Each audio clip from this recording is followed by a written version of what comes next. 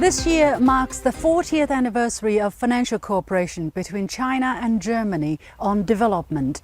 300 projects all over China, with some 10 billion euros of investment from Germany, were jointly implemented over the years. What has this relationship achieved?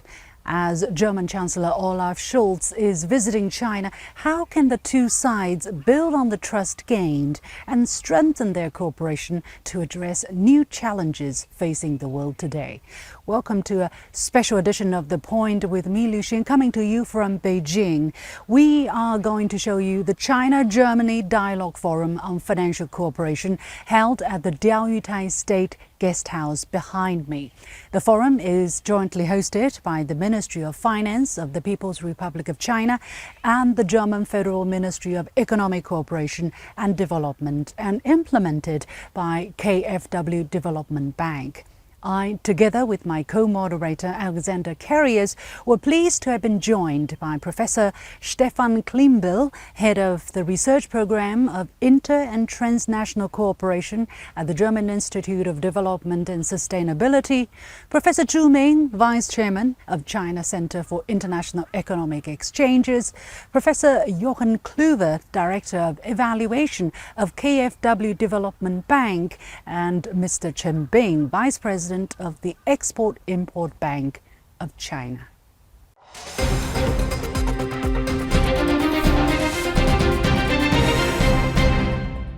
May I have the honor to start with Professor Zhu?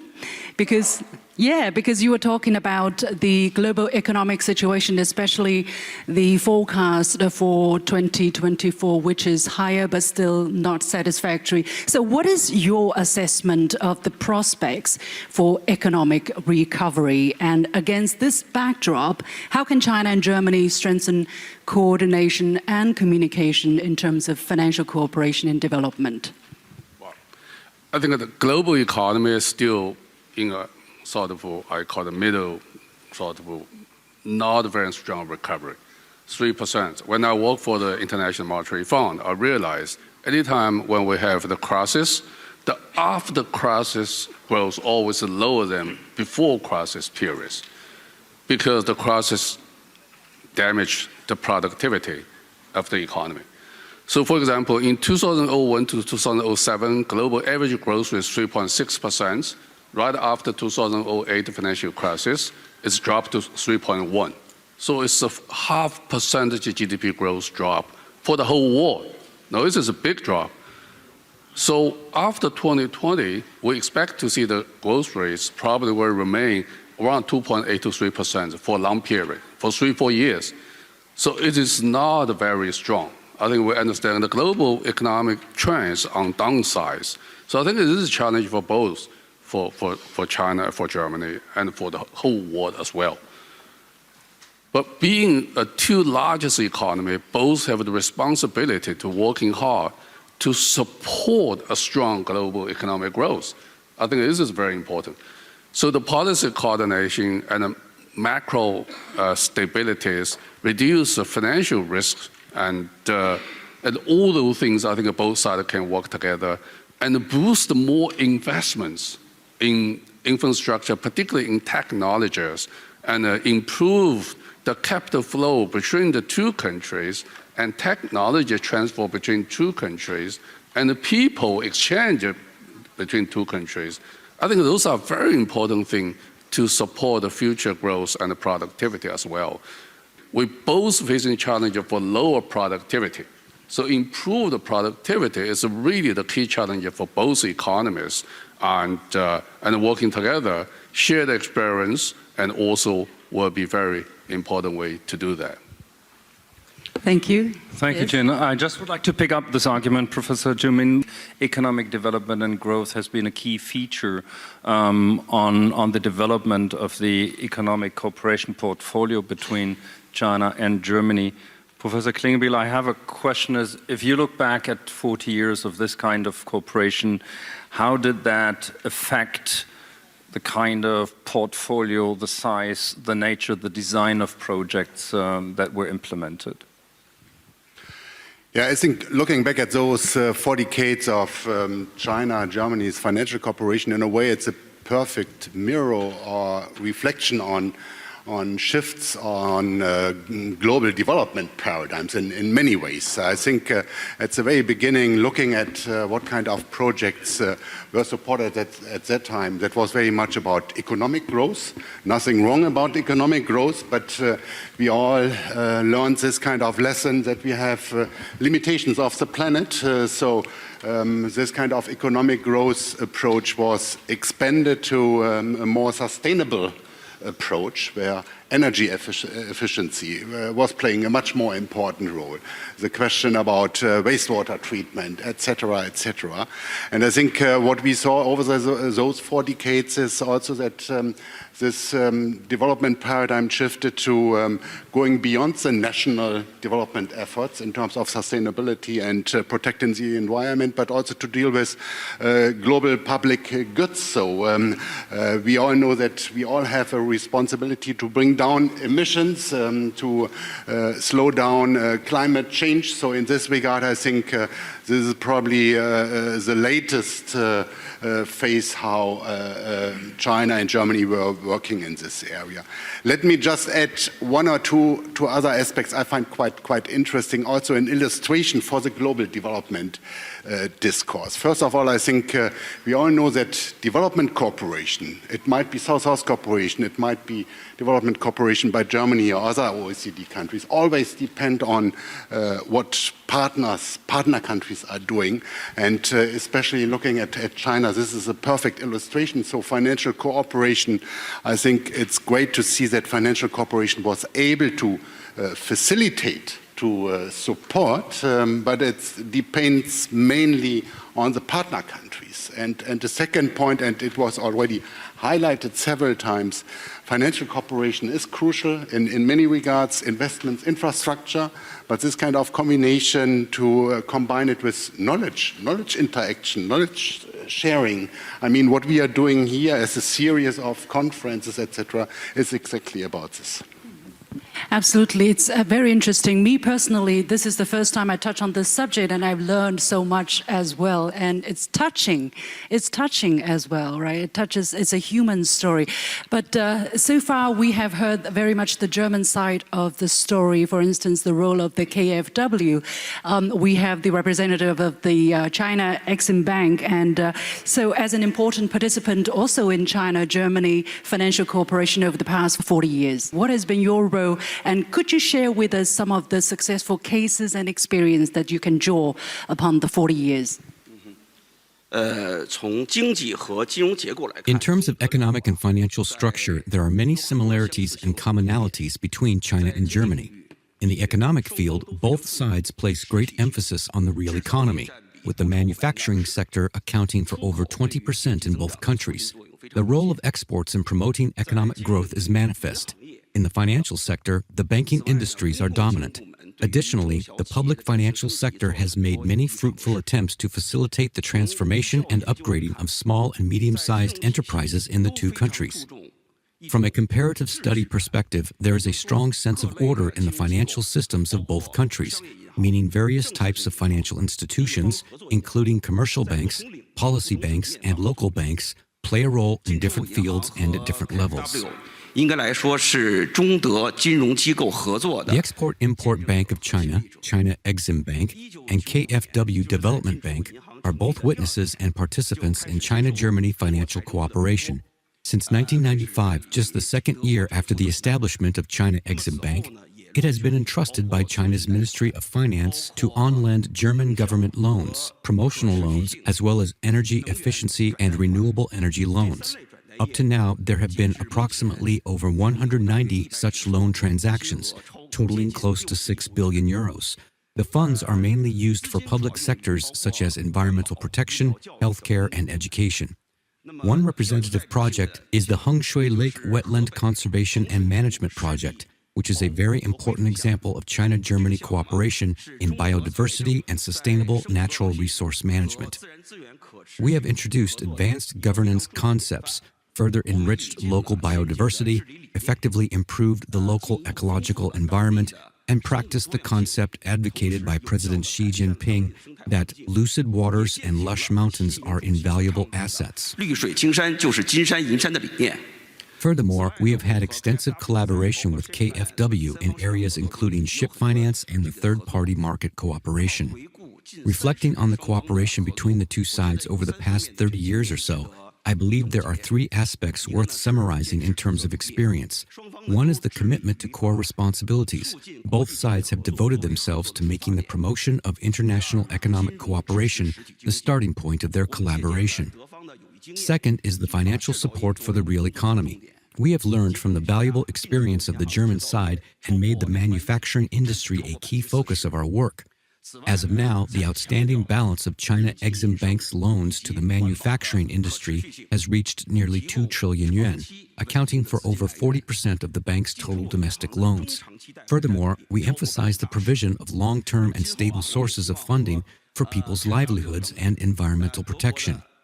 Over 80% of China Exim Bank's medium and long-term loans to the manufacturing industry are allocated for this purpose.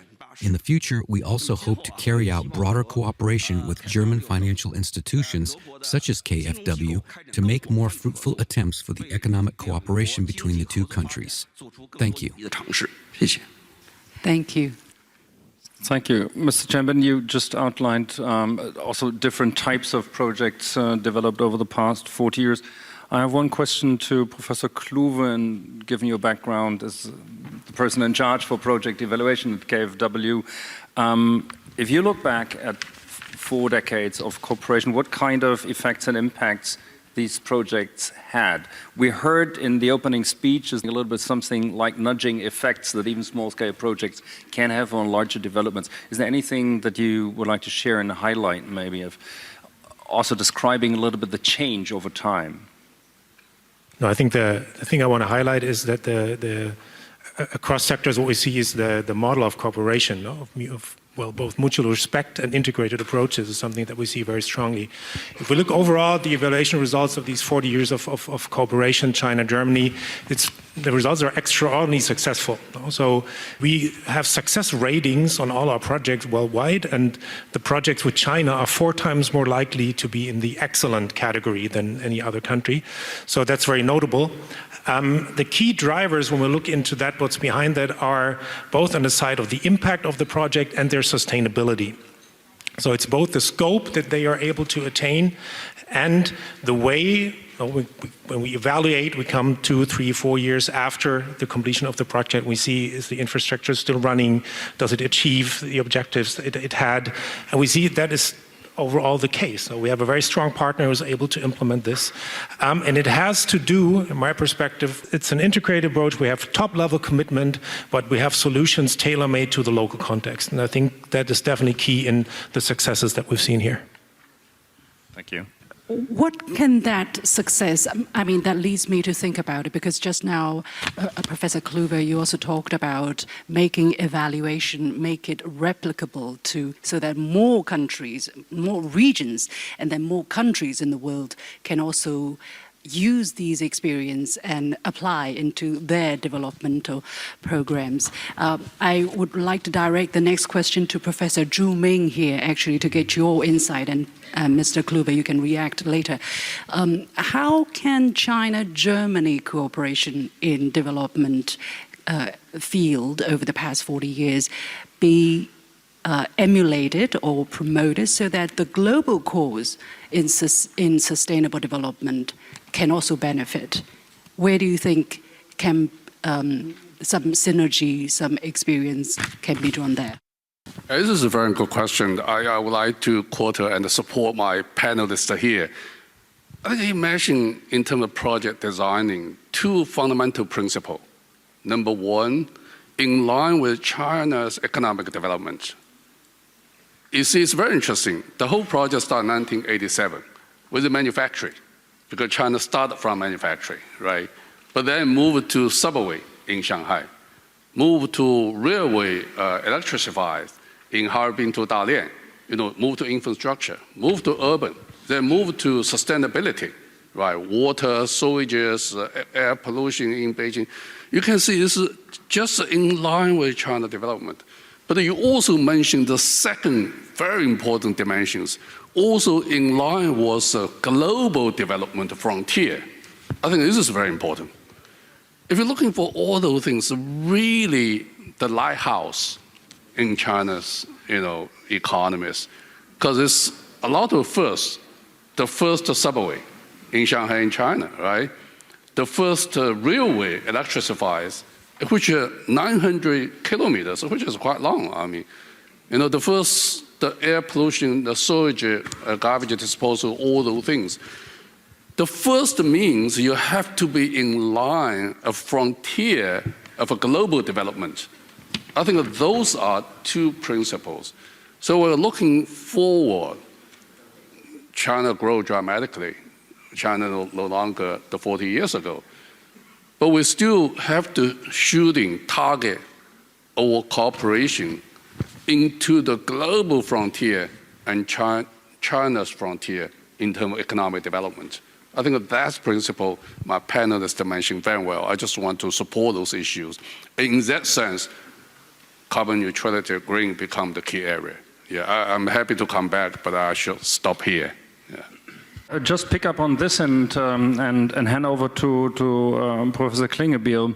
How is financial cooperation going to look like in the future when it comes using the capacities and benefiting from the experience of this kind of cooperation over past decades in order to promote global sustainable development when it comes to things like green technology development, green innovation, green manufacturing? The kind of menu was presented already, but where do we need to go? Yeah, let me start by reminding us that we had this SDG midterm summit in September last year, and we know that the Sustainable Development Goals are off track. I mean, you are talking about the global responsibility. So global sustainable development is off track, we know it.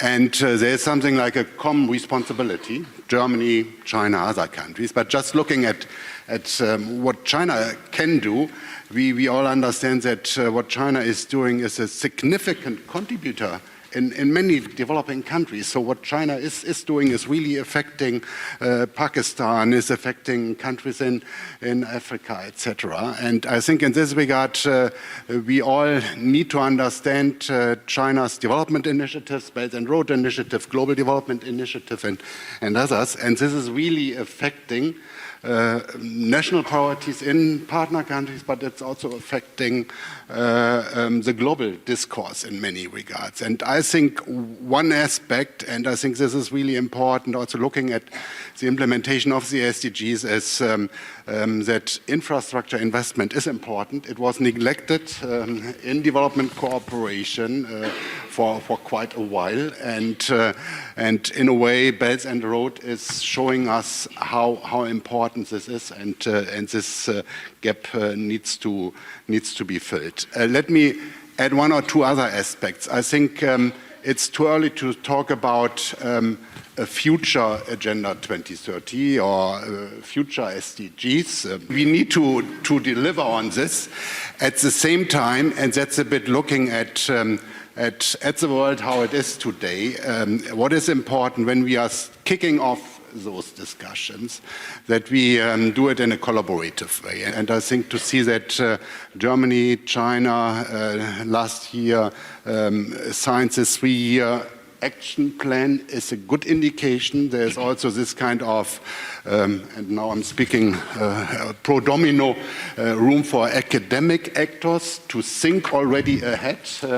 This is also sometimes necessary, and I think especially when it comes to how we should collaborate on a global level, we need to have this kind of brainstorming space. Absolutely, and Chinese financial institutions is a very important actor in there, not just in collaboration with international financial institutions, but also while China is embarking on, for instance, Belt and Road Initiative, and domestically we also have a very important transition. So what kind of a role or what kind of thinking is China Export-Import Bank is undertaking to strengthen financial cooperation with international financial corporations, including the German Sino-German ones. And what good experiences do you think has come out of this so that you can, together with international financial corporations, we can apply or help other countries to also achieve sustainable development goals? 面对当前的世界经济增长的复苏，我觉得更 As 需 the 要。 global economy gradually recovers, I believe that financial institutions should step up cooperation to provide impetus for its growth. There are three aspects where we can make joint efforts. Firstly, there should be broader cooperation among various entities. Through existing collaboration, we can promote further cooperation among multilateral and bilateral financial institutions, thereby encouraging the participation of private and social capital to address the financing gap. Secondly, environmental protection has been a challenge facing humanity, for which the space is boundless for our cooperation in green finance. In addition to our cooperation with KfW in the past, there has been extensive financial cooperation in areas like ESG with many German financial institutions such as Deutsche Bank, Commerzbank, and others in Asian, African, and Middle Eastern markets. Going forward, we hope to expand cooperation in green innovation, low-carbon development, energy transitions, etc. 能源转型等领域开展更多的合作。第三个是更多元化的。 Thirdly, there should be more diversified financial products. In addition to credit, there are other financial products such as bonds and equity investment that can serve as breakthrough points for collaboration. As to the bond market, we provide guarantee through the CGIF Guarantee Fund for private enterprises in ASEAN countries to raise fund locally through bond issuance, effectively reducing their financing costs. In the field of equity investment, we participated in setting up the Mandarin Capital Partners in 2007, which is dedicated to strengthening cooperation between China and Italy in manufacturing and healthcare sectors, and in the subsequent China-Japan Energy Conservation and Environmental Protection Investment Fund, CGEP Capital Project. 包括债券、投资等方式。 China Exim Bank will learn from the experience of developed Western markets and cooperate with other financial institutions in various areas, including credit and bond investment, with focus on technology, finance, digital finance, inclusive finance, and pension finance. In addition to providing financing support, China Exim Bank attaches great importance to knowledge exchange, experience sharing, and capacity building. We have hosted the Senior Executive Training Program for the bank's major cooperative partners 4 times, promoting cooperation through practical exchanges. Furthermore, we successfully held specialized training sessions on sustainable development and green finance under cooperation platforms such as the Asian Exim Banks Forum, AEBF. In the future, we look forward to strengthening our cooperation with German financial institutions in financing for development and experience sharing, so as to jointly promote global sustainable development. Thank you. 促进全球的可持续发展。谢谢。 Thank you. Professor Kluve, to conclude this panel discussion, I just would like to go back to one aspect that you have mentioned, that part of the success of projects under this partnership over the 4 decades is that we had a lot of projects that were tailor-made and they were sustainable. Just picking up on the aspect of sustainability, how do you ensure projects are sustainable? We build it up from single innovations to build a broader picture across the activities that we have in the portfolio. I mean, we try to build in the sustainability by looking at evaluation results 2, 3, 4 years after projects are completed, to really have an understanding of whether the thing we collaborated on still exists, is it still running.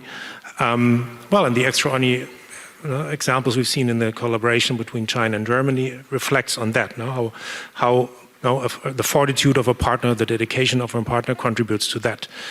And then, as we look at this in each single instance, across sectors, but also in the green sector, to see what are the factors that make sure that things still exist and are maybe even transformed to something larger, we can contribute the knowledge from the past experiences, looking at the long-term results that are then fed into the design of future projects. May I take this opportunity and ask one question? one question, which is the elephant in the room. Just a couple of days ago, there was a piece of video that went viral on the Chinese social media, which is head of the Bavaria region in Germany visiting China, and it was marveling at how the Chinese transportation system has developed so fast. And so I'm really wondering, given China's advancements, with the help of its international partners over the past 4 decades, as China has moved ahead even to the leading position in many technologies, such as green technology, new energy cars, what will be the road ahead for financial cooperation between China and Germany? This is an open question. Whoever would like to pick that question, I would very much appreciate. I think this is a tough question. The real things, I think the consensus, if you're looking for in terms of green transformation, carbon neutrality issues, we roughly have 30% of the technology we have today already. We have sort of research on the 30%. We know where to get them. But another 40%, we have no idea what will be the future technology. I think that's the sort of a global consensus for the future technology. I think that's the base for us to looking forward. So that means, yes, China moved very fast and on the value chain, EV, battery, solar. But future is still unknown. And the Germans still have the advantage on the battery, on the storage, on the smart grid, and on many of those things. And it's become all clear when we all moving into the green frontier, it's better for 2 countries working together rather than you go one by one. And also, as you just mentioned, we need working together to bring the new technology experience and also capture to the developing world as well through the third-party platform. I think this is very important. If we want to working together, the financial cooperation is the first step because money moves things, right?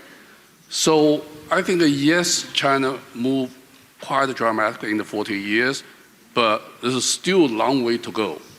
Germany also moving way ahead. All right. So there's a huge room to work together. Yeah. Mr. Kluve. If I might just briefly add, no, I think in a mutual partnership, balance is key. So especially knowledge transfer is something that goes both ways, and it was emphasized throughout the day.